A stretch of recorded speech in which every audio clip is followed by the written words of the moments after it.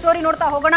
ಒಂದು ಕಡೆ ಡಿಸಿಎಂ ಡಿಕೆಶಿ ತಂತ್ರದ ಮೇಲೆ ತಂತ್ರ ಮಾಡ್ತಾ ಇದ್ರೆ, ಮತ್ತೊಂದು ಕಡೆ ಅದಕ್ಕೆ ಟಕ್ಕರ್ ಕೊಡೋದಕ್ಕೆ ಸಿದ್ದು ಬಣ ಸಜ್ಜಾಗಿದೆ. ಎಸ್ಸಿ ಎಸ್ಟಿ ಸಚಿವರು ದೆಹಲಿಯಲ್ಲಿ ರಾಜಕೀಯದ ಆಟ ಶುರು ಮಾಡಿಕೊಂಡಿದ್ದಾರೆ. ಯಾವ ರೀತಿ ಡಿಕೆಶಿ ಯಾವ ದಾಳವನ್ನ ಹೂಡಿದ್ರೋ ಅದಕ್ಕೆ ಪ್ರತಿ ದಾಳವನ್ನ ಹೂಡೋದಕ್ಕೆ ರೆಡಿಯಾಗಿದ್ದಾರೆ. ಹೈಕಮಾಂಡ್ ಮೂಲಕ ಎಸ್ಸಿ ಎಸ್ಟಿ ಸಮಾವೇಶಕ್ಕೆ ಡಿಕೆಶಿ ತಡೆ ಹಾಕಿದ್ರು. ಆದ್ರೆ ಅದೇ ಎಸ್ಸಿ ಸಮಾವೇಶಕ್ಕೆ ರಾಹುಲ್ ಗಾಂಧಿಗೆ ಆಹ್ವಾನ ನೀಡೋದಕ್ಕೆ ಪ್ಲಾನ್ ಮಾಡಿಕೊಂಡಿದ್ದಾರೆ. ನಿಮ್ಮೆಲ್ಲರಿಗೂ ನೆನಪಿರೋ ಹಾಗೆ ಪರಮೇಶ್ವರ್, ಸತೀಶ್ ಜಾರಕಿಹೊಳಿ ನಿರಂತರವಾಗಿ ಹೈಕಮಾಂಡ್ ನಾಯಕರ ಜೊತೆ ಟಚ್ ನಲ್ಲಿದ್ದಾರೆ. ರಾಜಣ್ಣನೂ ಸೇರಿ ಹೈಕಮಾಂಡ್ಗೆ ಆಹ್ವಾನ ಕೊಡೋದಕ್ಕೆ ರೆಡಿಯಾಗಿದ್ದಾರೆ. ಖರ್ಗೆ ಭೇಟಿ ಆದ್ಮೇಲೆ ಫುಲ್ ಆಕ್ಟಿವ್ ಆಗಿದ್ದಾರೆ ಸಚಿವರು. ಈ ಮೂಲಕ ಹೈಕಮಾಂಡ್ ಮನವೊಲಿಕೆಗೆ ಬಿಗ್ ಪ್ಲಾನ್ ಮಾಡಿಕೊಂಡಿದ್ದಾರೆ. ರಾಹುಲ್ ಸಮಾವೇಶಕ್ಕೆ ಒಂದು ವೇಳೆ ಬಂದ್ರೆ, ನಾವು ಮನವೊಲಿಸಿದ್ರೆ ಅದು ಡಿಕೆಶಿಗೆ ಹಿನ್ನಡೆ ಸಾಧ್ಯತೆ. ಹಾಗಾಗಿ ನಾವು ರಾಹುಲ್ ಗಾಂಧಿ ಅವರನ್ನೇ ಆಹ್ವಾನಿಸಿಬಿಡಬೇಕು ಅಂತ ಸಿದ್ದು ಬಣ ರೆಡಿಯಾಗಿದೆ. ಎಸ್ಸಿ ಎಸ್ಟಿ ಸಮಾವೇಶದ ಅಗತ್ಯತೆಯ ಬಗ್ಗೆ ಹೈಕಮಾಂಡ್ಗೆ ವಿವರಿಸೋದು. ಯಾಕೆ ನಾವೀಗ ಎಸ್ಸಿ ಎಸ್ಟಿ ಸಮಾವೇಶ ಮಾಡಬೇಕು ಅಂತ.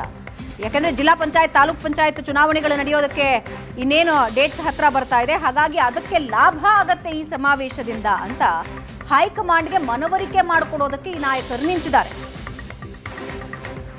ಯಾವ ಹೈಕಮಾಂಡ್ ಅನ್ನ ಬಳಸಿ ಎಸ್ಸಿ ಎಸ್ಟಿ ಸಮಾವೇಶಕ್ಕೆ ಡಿಕೆ ಶಿವಕುಮಾರ್ ಬ್ರೇಕ್ ಹಾಕಿದ್ರು, ಅದೇ ಹೈಕಮಾಂಡ್ ಅನ್ನ ಬಳಸಿ ಡಿಕೆ ಶಿವಕುಮಾರ್ಗೆ ಕೌಂಟರ್ ಕೊಡೋದಕ್ಕೆ ಸಿದ್ದು ಬಣ ರೆಡಿಯಾಗಿದೆ.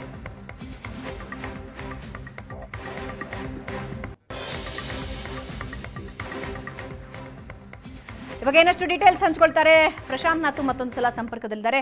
ಪ್ರಶಾಂತ್, ಹಾವು ಏಣಿ ಆಟ ರಾಜಕೀಯದಲ್ಲಿ ಸರ್ವೇ ಸಾಮಾನ್ಯ. ಒಂದು ಸಲ ಮೇಲಕ್ಕೆ ಹೋದ್ರೆ ಮತ್ತೊಂದು ಸಲ ಏಣಿ ಮೂಲಕ ಕೆಳಗಡೆ ಬರಲೇಬೇಕು. ಡಿಕೆ ಶಿವಕುಮಾರ್ ಒಂದು ಕಾರ್ಡ್ ಪ್ಲೇ ಮಾಡಿದ್ರು, ಈಗ ಅದೇ ಕಾರ್ಡ್ ಪ್ಲೇ ಮಾಡೋದಕ್ಕೆ ಸಿದ್ದು ಬಣ ರೆಡಿಯಾಗಿದೆ. ನೋಡಿ, 2025 ಅಂತ್ಯದಲ್ಲಿ ಕಾಂಗ್ರೆಸ್ ಹೈಕಮಾಂಡ್ ಏನೊಂದು ತೀರ್ಮಾನವನ್ನು ಮುಖ್ಯಮಂತ್ರಿ ಸ್ಥಾನಕ್ಕೆ ಕುರಿತಂತೆ ತೆಗೆದುಕೊಳ್ಬೇಕು.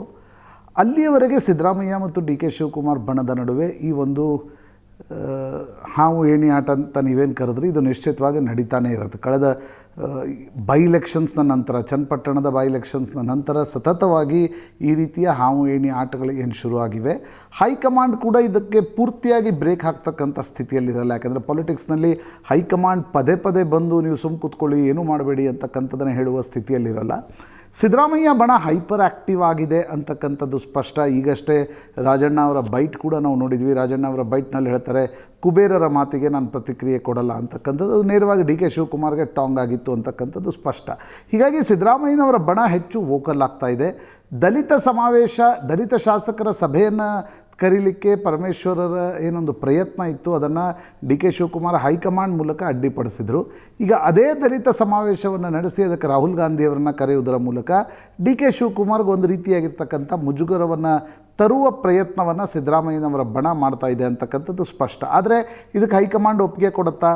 ಹೈಕಮಾಂಡ್ ಏನು ಮಾಡುತ್ತೆ? ಹೈಕಮಾಂಡ್ ಅದರಲ್ಲಿ ಡಿ ಕೆ ಶಿವಕುಮಾರರನ್ನು ಕೂಡ ಕರೀರಿ ಅಂತಕ್ಕಂಥದ್ದನ್ನು ಹೇಳುತ್ತಾ?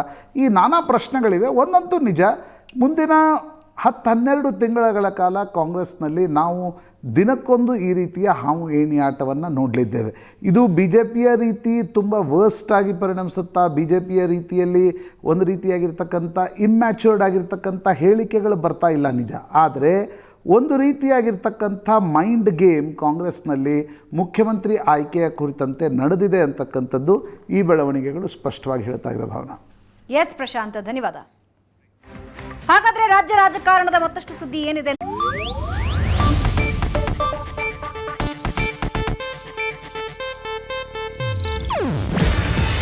ಇದು ಏಷ್ಯಾನೆಟ್ ನ್ಯೂಸ್ ನೆಟ್ವರ್ಕ್ ಪ್ರಸ್ತುತಿ.